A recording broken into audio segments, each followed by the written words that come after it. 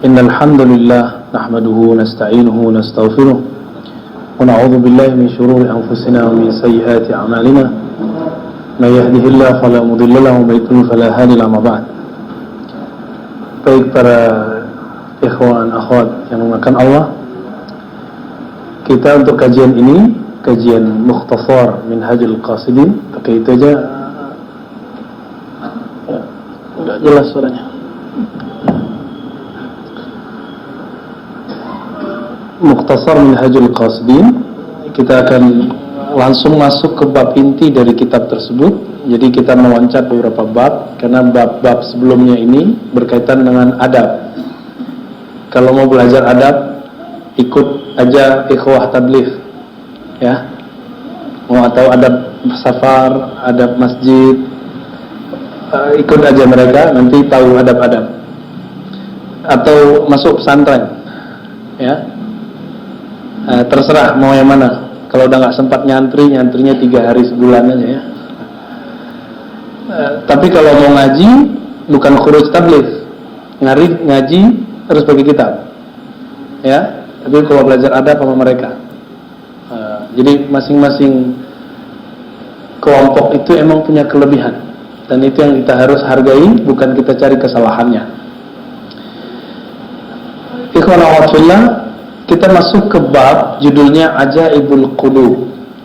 Ajaib udah jadi bahasa Indonesia ajib. Ajib itu maksudnya apa? Keren gitu ya. Ajaibul qalb, keajiban kalbu, kehebatan kalbu, keunikan kalbu. Jadi jika diterjemahkan yang paling pas adalah keunikan kalbu, unik. Ini terjemahannya, ya. Kenapa bab ini harus dibahas? Karena inti dari beragama itu sebenarnya ada di kalbu. Maka Imam Al-Ghazali yang diringkas kitabnya oleh Imam Ibnul Jauzi Al-Hafiz, kemudian diringkas lagi Al-Hafiz Ibnu Qudamah, yang menjadi kitab yang kita baca malam ini. Apa kata beliau? Ashrama fil insani qalbu. Dari badan dan jiwa kita, maka mana yang paling kuat, paling berharga sebagai aset? Yang aset itu tidak hanya bernilai di sini, tapi tembus sampai ke akhirat sana. Itu adalah aset kalbu. Aset kalbu. Jadi beliau mengatakan ashraf, yang paling mulia, yang paling berharga dari manusia itu kalbunya. Namun orang senangnya debat, nggak suka mencari inti permasalahan. Maka muncul sekarang aliran-aliran dalam kedokteran dan zikir. Qalbu itu di mana? Jadi ketika kedokteran dan zikir digabung, maka muncul 2 mazhab. Mazhab itu di barat semua. Lalu tiba-tiba diadopsi oleh kawan-kawan saya yang buat pelatihan zikir, dan nyala-nyalain guru-guru tuanya yang mengatakan bahwa qalbu itu berkaitan dengan jantung. Qalbu itu berkaitan dengan jantung, tapi bukan di jantung. Kata mereka apa? Nah, ini aliran pertama. Qalbu itu di sini. Qalbu itu itu sebenarnya nggak ada persoalan. Mau qalbu di sini, mau di sini. Kalau pernah belajar akidah Ahlus Sunnah dan kitab-kitab Imam Ahlus Sunnah, yang paling mudah karya Imam Ibnu Qudamah, Ibnul Jauzi, Al-Ghazali. Qalbu itu bukan bertempat di situ, tapi dia punya spot, punya titik yang membuat korelasinya kuat. Kalau orang luaran sana nyebutnya cakra. Cakra ada berapa? Banyak, ya. Beda. Kalau dalam Islam disebut dengan titik latifah, ya. Jadi titik halus. Bukan berarti qalbu di situ. Kenapa? Allah mengatakan roh atau qalbu itu ternyata di kitab Ghazali ada yang disamakan, ada yang dibedakan, ya. Kullu ruh min amri rabbi. Ruh itu urusan Rabbku. Bukan di kepala, bukan di tangan, bukan di dada, bukan di kaki. Namun ketika orang bertanya korelasi terkuatnya kemana, maka Imam Ahmad Sirhindi Al-Mujaddidi, beliau salah satu imam dalam Thariqah Naqsyabandiyah, kemudian menyebutkan ada 7 sab'ah lataif. Dan ternyata digabungin semua. Perdebatan yang sekarang orang debat itu di jantung, di kepala, ternyata udah beres sama beliau. Beliau bilang lebih banyak dari itu. Ada di kolbu, ada di otak. Digabungin semua. Dan itu ternyata bukan untuk dipisah-pisahkan atau dibentur-benturkan, tapi ternyata mereka punya kerja masing-masing. Yang jantung itu dia berkaitan dengan kolbu dan ada karakternya yang berkaitan dengan itu. Mirip dengan jantung kita, kan beda tugasnya sama paru-paru. Benar nggak? Jadi itu organ-organ, sama organ batin itu juga ada. Bapak salahkan Allah, perdebatan itu nggak penting, maka nggak usah nanya ya. Jantung di mana? Itu pertanyaan yang Nabi nggak pernah ajarin. Dan kalaupun ada yang nanya, Nabi nggak jawab. Ya, kolbu di mana? Ya, kalau jantung di mana dijawab. Ada empiriknya jelas. Ya, di bagian kiri di sini. 2 jari di bawah dada bagian kiri. Itu dia miring gitu ya, sampai ke ujung sini. Kalau kita lagi berharap, dia deg-degan. Itu deg-degan sini. Kalau kita lagi cemas, itu dia yang deg-degan. Lagi senang, jatuh cinta, itu yang deg-degan ya. Oke. Apa kata Imam Al-Ghazali yang diringkas oleh imam-imam yang tadi?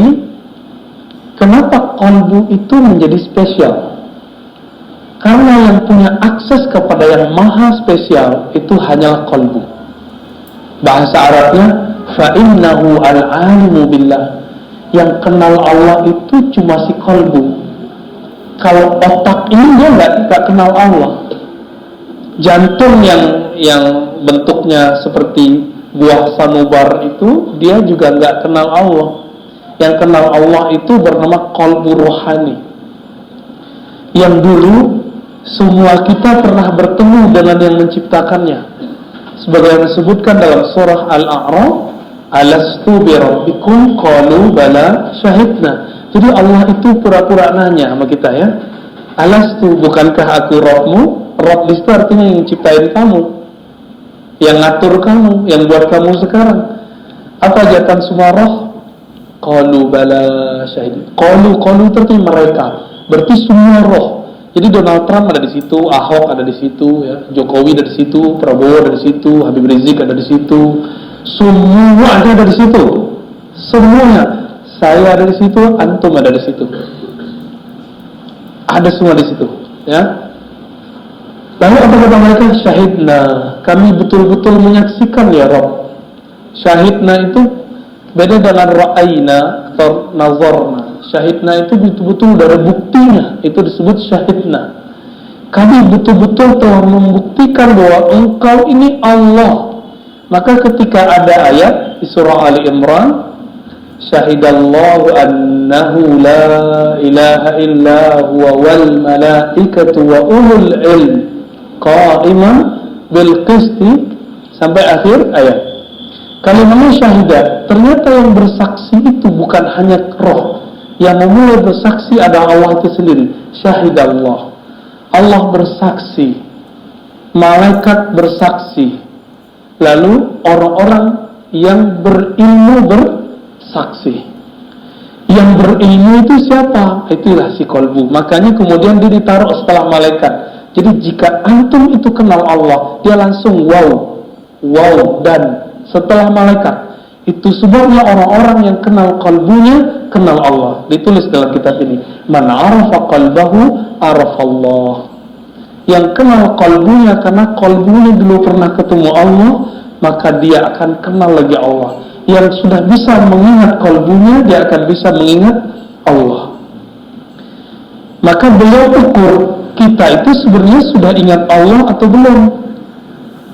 Diukurnya sudah ingat kalbu atau belum. Gimana cara mengukur yang paling sederhana? Tinggal sholat, takbir, lalu pikiran apa yang paling dominan saat kita sholat. Jika kalbu itu bergantung ingat kepada yang punya kalbu, berarti dia sudah kenal Allah. Tapi kalau masih mikirin ABCD, sholat kok mikir? Sholat itu gak mikir, sholat itu zikir. Coba cek ayatnya, surat Thaha ayat 14. Aqimis sholata lidzikri. Dirikanlah salat untuk mengingatku.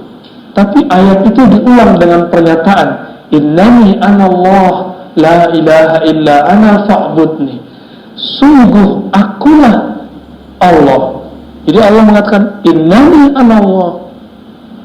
Jadi sebenarnya menggunakan kata ana itu Allah sendiri. Ana Allah, ya. Ana Allah. Akulah Allah. La ilaha illa ana. Apa arti ilah? Apa bedanya dengan Rabb tadi?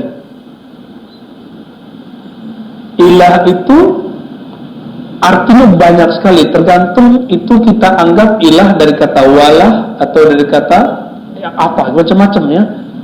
Akhirnya para ulama menyimpulkan ilah itu berarti ketaatan, kepatuhan. Ilah itu saya patuh sama orang, itu jadi ilah saya. Gitu. Apalagi ilah itu berarti hub, cinta. Ciri-ciri orang yang jatuh cinta kepikiran dulu. Maka kalau kita sering ingat sesuatu, ngecek sering ingatnya, bawa salat. Lebih banyak ingat apa setelah takbir sampai assalamualaikum, itulah ilah yang ada di sini. Itu yang kemudian dihilangkan di situ, di ayat itu.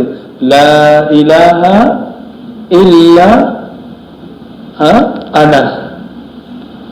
Tidak ada ilah selain aku. Maksudnya jangan kamu cinta selain aku, jangan kamu patuh kepada selainku.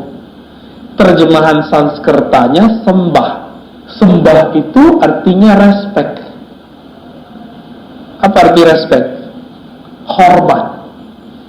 Maka kata sembah di kampung saya, sembah kami sampaikan kepada Dato, itu artinya bukan menyembah, artinya ta'abbud, ubudiyah. Itu dibedakan. Sembah di situ artinya hormat. Nah, inilah persoalan yang menjebak banyak orang. Akhirnya dia benci kepada sahabatnya, benci kepada ulama yang menerjemahkan Al-Quran. Kenapa di Quran kata ilah diartikan Tuhan? Oh, itu gak benar. Tuhan itu pimpinan dewa. Kamu semangat gitu, ya. Akhirnya di Masjid Majestic lantai 4 itu ada tulisan tiada Tuhan selain Allah, ditulis di depan, dicoret sama orang yang sok tahu itu. Lalu dia tulis sendiri pakai spidol jelek banget, ilah. Tiada ilah selain Allah. Kan jadi lucu. Ini memundurkan terjemahan. Jadi bolehkah menerjemah ilah menjadi Tuhan? Ulama kita yang lebih dulu kenal Islam siapa? Ulama itu yang nyoret itu ulama nggak tuh? Ya, dosa besar dia itu. Karena dia sudah memburukkan, merusak pandangan di masjid. Ngaji dong, ya. Jangan cuma ke satu ustadz yang mengatakan yang nggak lolos bahasa Indonesia itu, ya. Kalau kita nggak kuliah di Indonesia, nggak nyantri di Indonesia, cuma belajar di luar, pulang kursus aja lagi, ya. Jangan nyala-nyalain terjemahan yang sudah dibuat ulama. Ulama yang sudah 20 tahun ngaji di Madinah, di Mekah, namanya Syekh Abdul Rauf Al-Jawi As-Sinkili, ya. Singkil, ya. Itu Aceh sono. Itu 20 tahun ngaji di Mekah, Madinah. Gurunya ahli hadis bernama Syekh Ahmad Al-Kushashi, dan murid beliau, asisten beliau namanya Al-Qurani. Itu muhaddis kabir. Semua ahli hadis kalau punya silsilah ijazah hadis pasti nyambung sama orang ini, dua imam ini, ya. Itu Syekh Abdul Rauf nulis kitab terjemahan, ya, Terjemahanul Mustafid atau apa namanya, sudah ada yang nulis itu. Ditulis kalimat terjemahan la ilaha itu tiada yang berhak disembah, kadang tiada Tuhan, ada semua. Roh itu Tuhan, diterjemahin semua. Biasa kok. Lebih lama dia ngaji daripada kalian yang mengharamkan kata Tuhan. Tinggal T-nya gede atau kecil. Belajar dong huruf kapital bahasa Indonesia. Gergetan kita sudah, ya. Jadi kita kalau sudah bilang tiada Tuhan selain Allah, langsung dia berangkat pergi. Gak mau lagi ngaji sama kita. Dianggap kita ini penyembah berhala. Betapa jahilnya itu orang. Gak tahu nanya. Baca buku-bukunya. Abdul Rauf As-Sinkili abad keberapa? Gak tahu, baca sendiri deh, ya.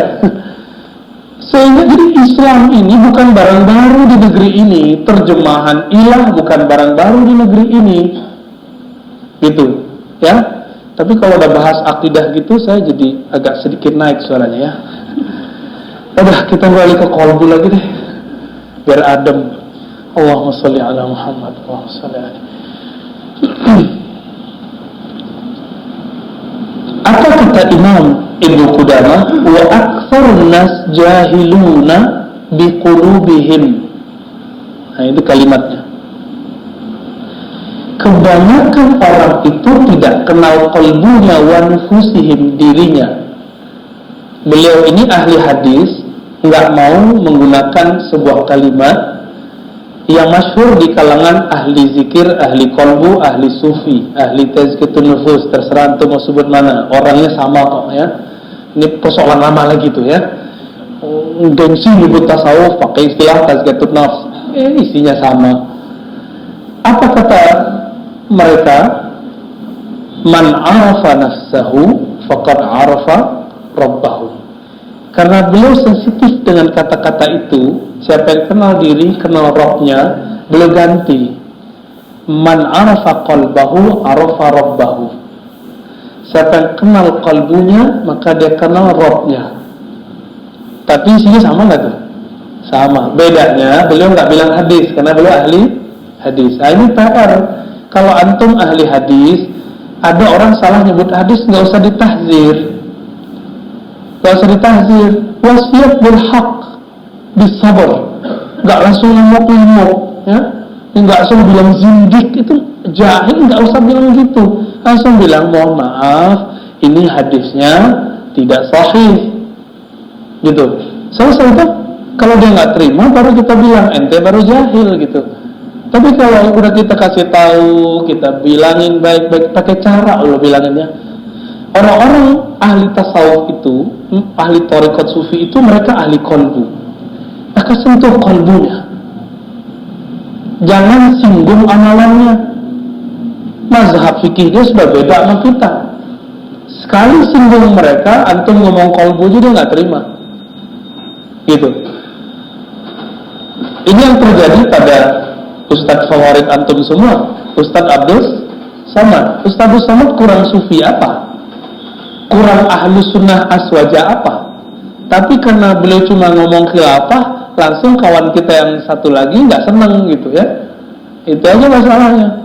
Padahal sama fikihnya, sama akidahnya, sama. Nah, ada beliau sensitif. Nah, semoga ini selesai semua lah ya. Di kalangan yang memfavoritkan Ustadz, jangan terlalu emosional juga ya, santai aja.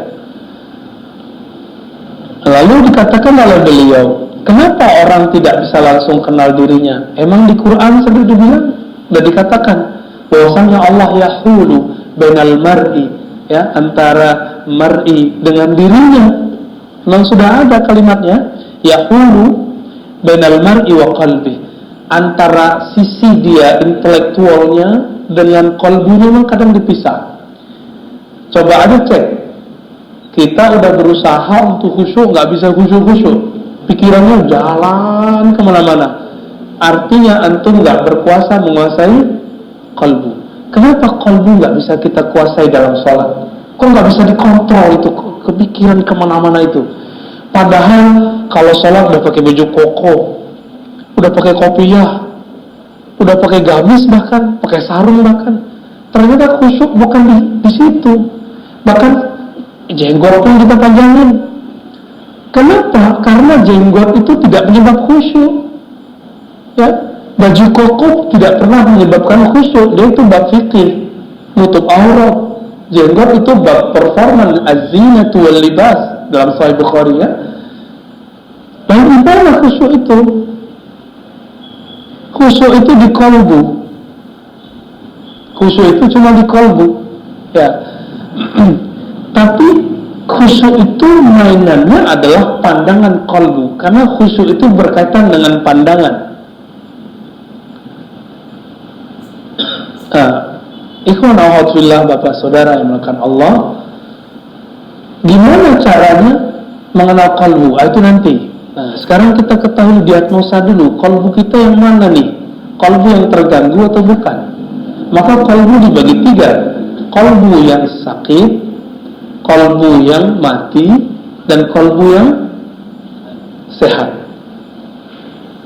Insya Allah yang hadir ini kalbunya nggak ada yang mati, alhamdulillah, ya. Tapi kalau sakit mungkin ada. Ceknya gitu aja Pak. Kita suka makan, misalnya suka makan sayur asem, suka makan rendang, suka makan soto, sop iga. Tapi sekali ini orang buat, kita kayak mau muntah. Itu salah makanannya atau salah badan kita nggak enak? Kita nggak enak, jangan salahkan makanannya. Ketika sholat nggak enak, bukan karena suara imam nggak enak. Khusyuk itu bukan pada suara yang enak. Kalau suara yang enak itu kita sebut sholatnya dengan suara merdu, bukan dengan khusyuk, itu beda. Misalnya imamnya suaranya merdu, terus antum nangis, kita tanya, nangisnya ingat kampung ya? Contohnya malam takbiran, nangis nggak? Kenapa? Ingat emak di kampung, ingat dulu bawa obor di kampung, ya? Ingat dulu takbiran waktu di kampung. Itu bukan tangis karena Allah, itu tangis karena kangen pulang kampung. Tapi itu udah kabar gembira. Apa kabar gembiranya? Kalau udah bisa nangis berarti kalbunya udah lembut. Cuma kabar nggak gembiranya, Imam Ibnu Mubarak nulis kitab Az-Zuhud, ilmu kalbu. Apa kata beliau? Tangisan itu ada lebih dari 9, kira-kira 9 lah, 9. Semuanya bukan karena Allah kecuali 1, yaitu tangis karena takut kepada Allah, harap kepada rahmat Allah. Takut karena dosa, kemudian disiksa Allah, nangis. Nah, itu dia. Itu yang bisa madamin api neraka. Kita udah sholat, takut tidak diterima oleh Allah, lalu ada harap Allah terima. Muncul tangisan itu. Maka tangis itu ada 2, tangis karena sedih, takut, atau tangis karena bahagia. Ketika seorang anak dapat juara, pertama kali dapat juara dia nangis, itu lagi sedih atau bukan? Orang tua yang sudah jadi orang tua nih ya, yang sudah punya anak tuh udah tua walaupun punya uban ya, anaknya juara, tiba-tiba kita berlinang-linang air mata ya. Kata teman, matamu kenapa bro? Cowok menangis. Ya ternyata kita terharu anak kita dapat juara, atau hafal surah Amma yatasaalun, atau hafal juz amma, kita terharu, ya Allah aku gak hafal surat ini, anakku hafal. Itu tangisan apa? Itu tangisan bahagia. Tangisan bahagia. Tapi kalau nonton TV, ada mak-mak, mas-mas, bapak-bapak, rumahnya biasa, parah lah ya, gak standar, datangnya sama tim TV, bedah rumah, dibilangin, ini ada duit bantu untuk bedah rumah, nangis dia. Itu nangis apa tuh? Tapi sebelum itu, dia nangis juga, ditanya, berapa penghasilan sehari Pak, Bu? Dia nangis juga, nangis kenapa? Hidup kayaknya susah banget. Jadi, antara nangis sedih sama nangis senang dapat duit, dekat sekali. Dekat sekali. Ikhwanah hafillah, saudara bukan Allah. Si kolbu itu tidak disifati dengan nangis. Nangis itu efek di badan, efek di mata. Kolbu itu dia disifati dengan apa? Yang tadi, bahagia atau sedih. Tapi kalau nangis itu di luar. Kenapa kita terhalang untuk mengakses kolbu sehingga kita tidak bisa mengenal yang punya kolbu, yaitu Allah Ta'ala? Jawabannya sederhana. Di sini banyak sekali ya disebutkan perumpamannya. Kita bisa ringkas kembali ke karya Imam Ghazali. Imam Ghazali mengatakan, menukil sebuah hadis dari Nabi SAW, sesungguhnya syaitan laula yahumuna ala qulubi bani Adam, seandainya syaitan itu tidak menutupi kalbu manusia. Kita manusia bukan? Manusia ya? La nazaru ila malakutis sama, tentu mereka akan tembus pandang melihat alam kerajaan langit. Di langit sana ketika Nabi Mi'raj, di langit pertama ketemu Nabi Adam alaihi salatu wassalam, langit kedua Nabi Isa dan temannya Nabi Yahya, terus sampai ke langit ketujuh ketemu Nabi. Benar nggak? Berarti di sana, di langit sana yang gaib itu ada para malaikat, ada para nabi alaihimussalatu wassalam. Maka jika antum sudah diberikan kebeningan kalbu, akan dikasih hadiah oleh Allah Ta'ala bertemu mereka, bertemu Rasulullah SAW dalam kalbu. Ini yang dikatakan oleh Rasulullah, man ra'ani fil manam faqad ra'ani. Siapa yang sudah bening kalbunya, dia akan tembus melihat ke langit sana, tembus melihat alam lana, sehingga dia memandangku. Ketika dia memandangku, itu benar-benar aku.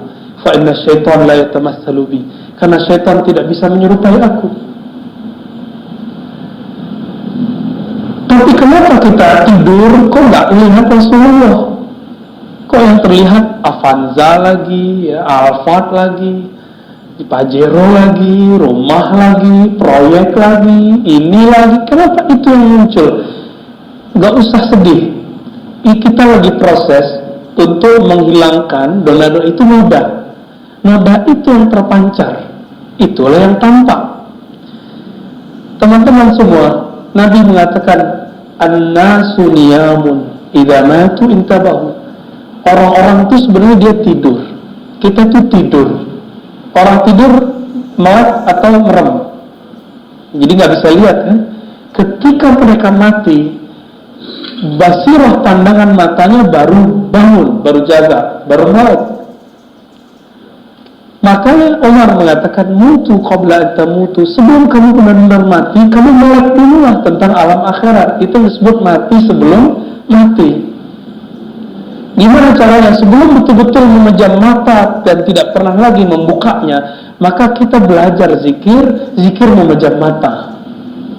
Nah, itu ada tekniknya, ya, ada caranya, dan itu diijazahkan guru kita dari gurunya sambung sampai kepada Ali bin Abi Thalib, kepada Abu Bakar, kepada Umar, Utsman, kepada Abu Hurairah, Salman Al-Farisi, dari Nabi Sallallahu Alaihi Wasallam. Nggak bid'ah.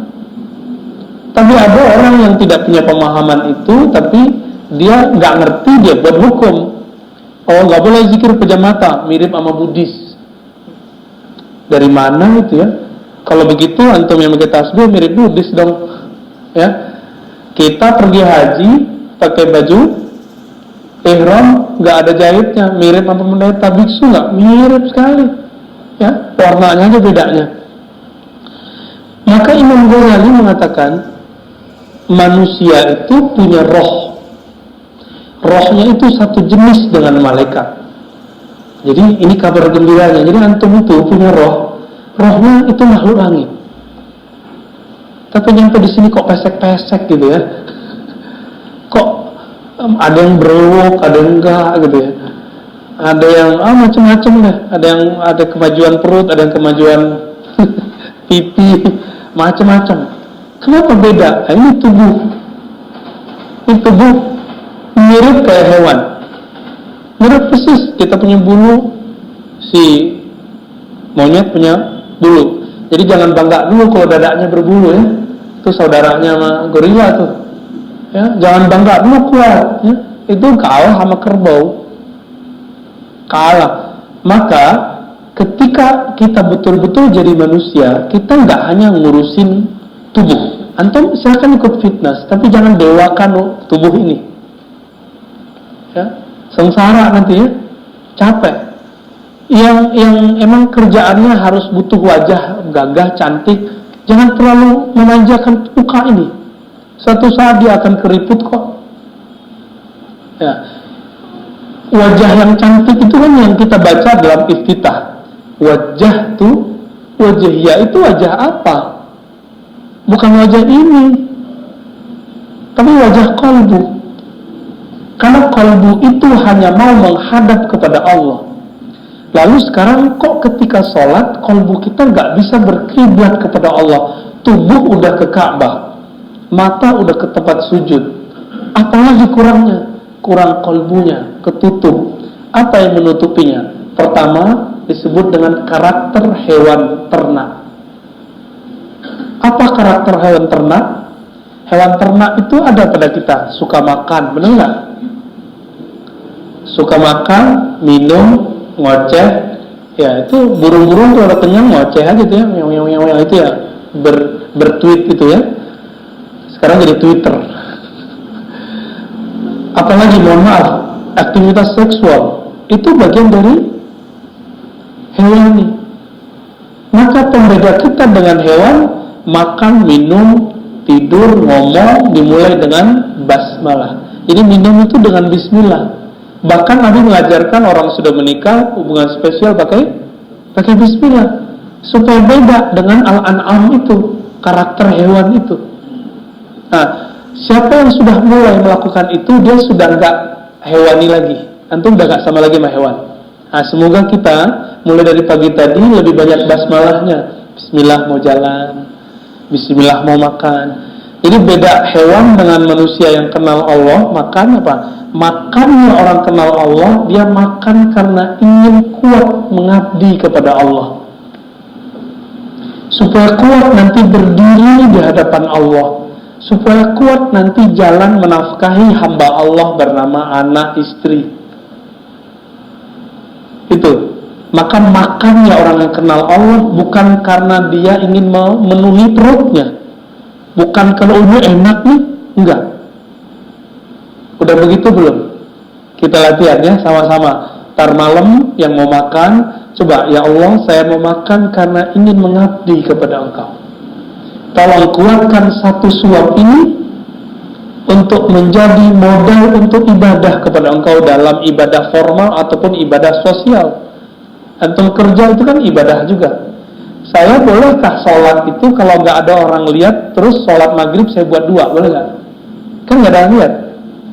Kalau antum udah buat ibadah itu masuk ke wilayah kerja itu ibadah loh ya.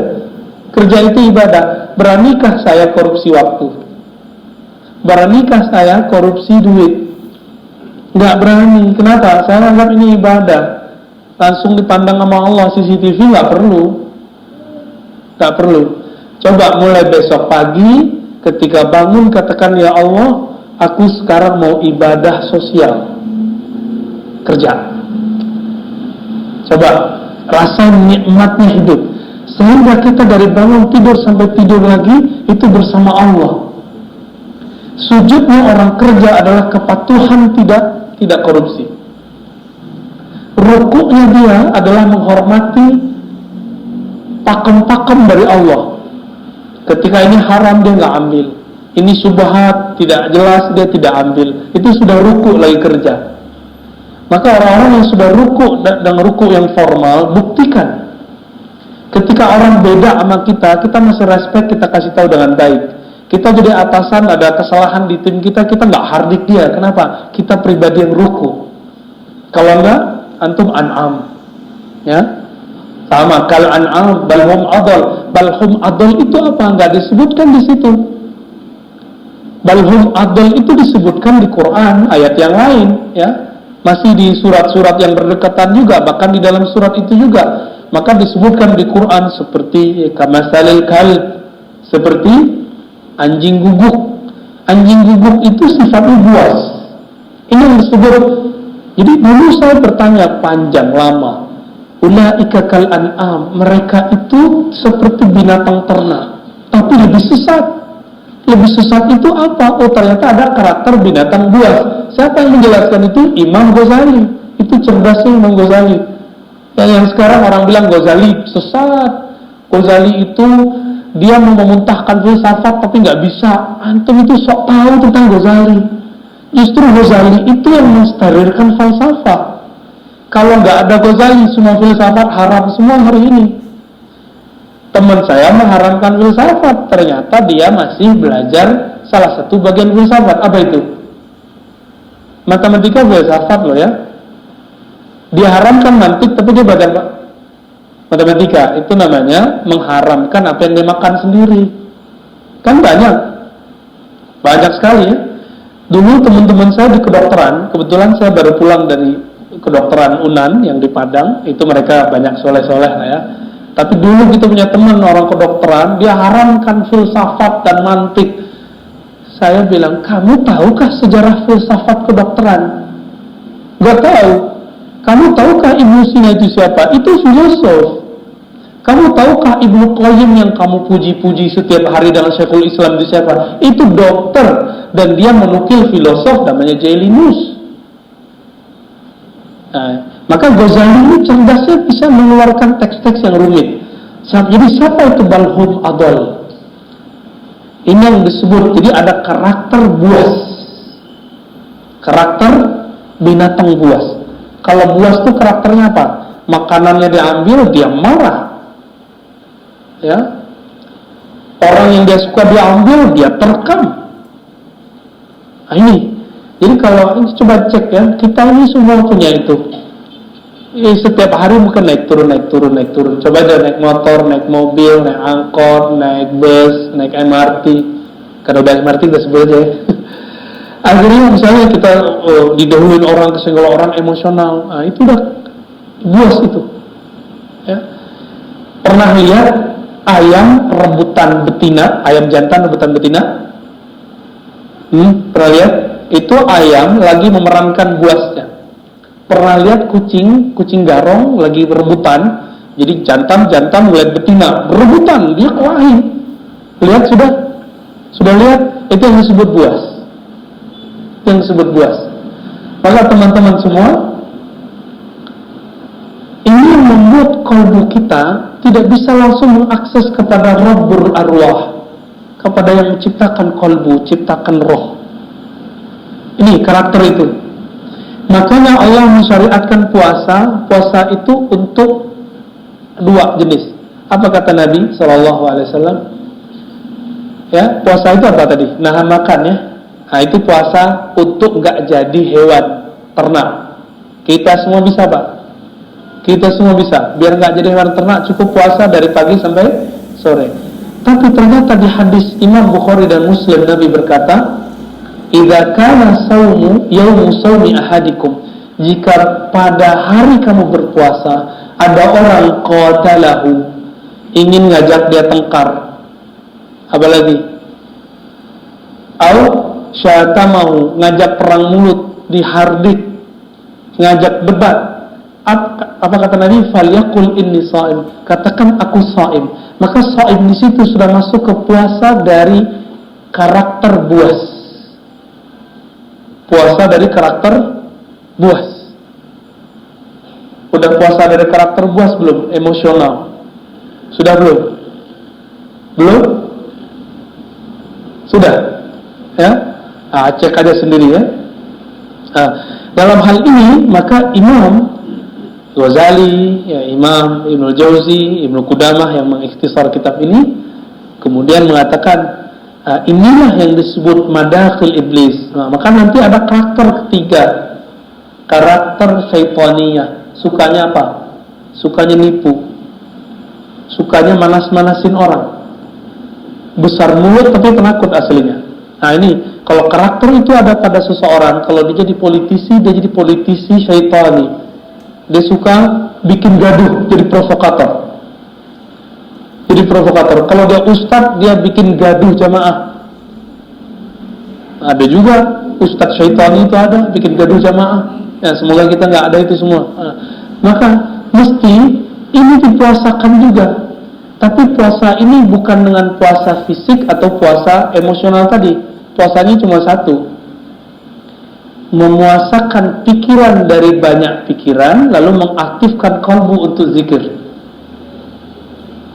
Mana dalilnya? Dalilnya ada di hadis, ada di Quran ya. Kalau di Quran kan banyak. Ala bi dzikrillah tatma'innul qulub, kita sudah tahu semua. Surah Ar-Ra'd ayat 28. Kalbu hanya tenang, steril kalau dia nyebut nama Allah. Oke? Di hadis dikatakan, hadisnya Hasan, bahwa kalbu itu ternyata diperebutkan oleh dua makhluk, setan dan malaikat. Jika dia zikir, maka setan tidak bisa masuk. Oleh karena itu, puasanya kalbu adalah dengan banyak zikrullah. Ini bukan zikir lisan, subhanallah, bukan. Subhanallah itu zikir lisan biasa. Ini zikir kalbu. Zikir kalbu hanya menyebut namanya. Zikir otak adalah mengingat kebesarannya. Nah, jangan diadu-adu. Jangan dipindah-pindah, jangan ditinggalkan salah satunya. Dua-duanya harus dipakai. Maka teman-teman semua sahabat yang melakukan Allah, ketika kita belajar qalbu, kenapa kita tidak bisa mengakses ke qalbu sehingga tidak bisa mengakses kepada Allah? Karakter itu kok masih ada, ya. Nanti di lain waktu, kalau kita sudah sehat lagi, kita akan buat cara mengenal qalbu secara teori dulu. Kalau mau secara praktis, itu pakai zikrullah, ya, ada prakteknya. Tapi tentu bukan di tempat terbuka seperti ini, ya. Hanya kepada orang yang mau. Karena zikir itu mirip kayak sekolah, kurikulum, yang mau ikut, kalau enggak usah. Ya, kira-kira itu Bapak Saudara Allah. Semoga kajian ini diridhai oleh Allah. Jika ada kesalahan kita, Allah ampuni. Jika ada noda di qalbu kita, Allah bersihkan. Wassallallahu ala nabi Muhammad subhanakallahumma wa bihamdika asyhadu an la ilaha illa anta astaghfiruka wa atubu ilaik.